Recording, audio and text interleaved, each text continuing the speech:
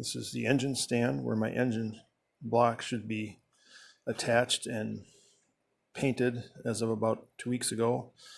But of course the machine shop is 2 weeks late now.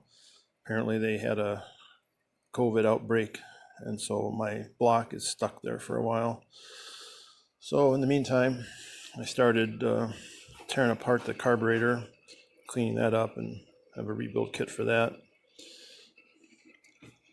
Put the starter together up until I found a broken spring, so I have to find a new brush spring for that.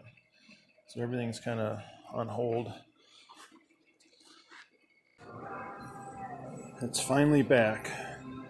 So the guy said he lost my phone number after getting corona and taking 3 weeks instead of 1 week, but at least I have it back. It's 21 below outside right now, so it's a little too cold to do the washing and stuff I need to do to paint it. So I've been tearing apart carburetors, polished up the dash pod and the fuel bowl a little bit. There's the old ones just cleaned up, not polished at all. Did some work on the linkage, getting that cleaned up. And on this first carb, almost all the parts that are going back in are cleaned up now. So I have the bodies off at the carburetor shop to get rebushed for the throttle shaft. And stuck on the starter because of the broken spring. And so yeah, probably going to start the distributor next, even though I'll have 5 things apart at the same time. Notice this wasn't turning well in the linkage, and I think you can see it there. It's really worn. So I think I'll probably just buy all new balls for these linkage points. Here's all the junk that came out of one fuel bowl. Can't see it down in there, but I've scraped. I'm going to try to get some solvent now to get the rest of it out, but it was really caked in there. And then there's a rubber seal in here that I actually got out of this one, at least most of it. It broke off into pieces. The first one, I thought somebody put thread sealer on the flare nut that goes in there because it was all in the threads.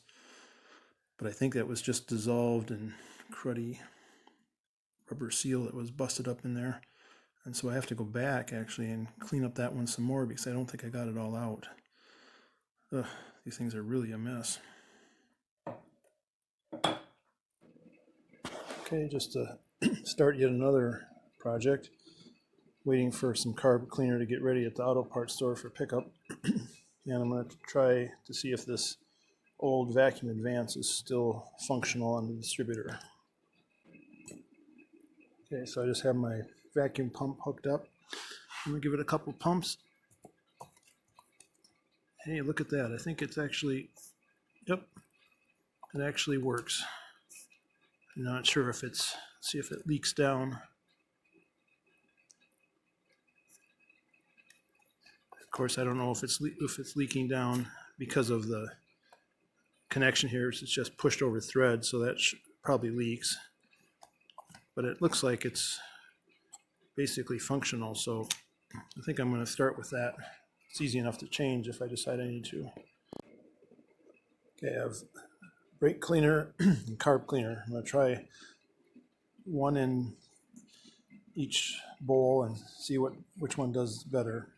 It's kind of hard to get down in there, so I have a little paintbrush to swish it around best I can do. This is the brake cleaner bowl.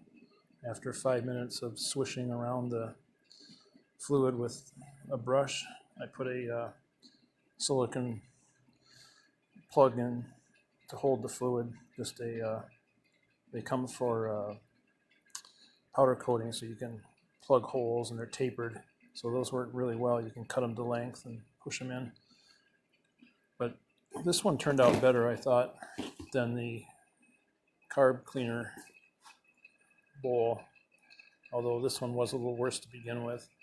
But you can still see where I had scraped in there. and it just didn't take that up. So now I'm going to try brake cleaner in this one and see if it finishes it off. Okay, after using brake cleaner on the one that I had to use the carb cleaner on with initially, it did clean up a little better.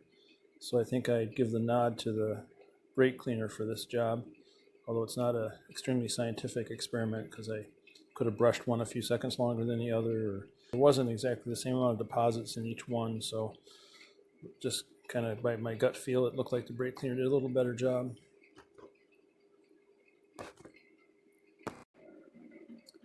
So it's up to -6 outside Fahrenheit, and I actually have the temperature up close to 80. This one says 82, a little higher up on an outside wall. This is a cheapie, so probably closer to 80 than what this shows. But the interesting thing is when you take air from -6 degrees, it comes in and heated up, the humidity goes to like 0. I've never seen it so dry. Usually this gauge is in here. It's usually here in the summer. It's always in the wet range. So it's really dry.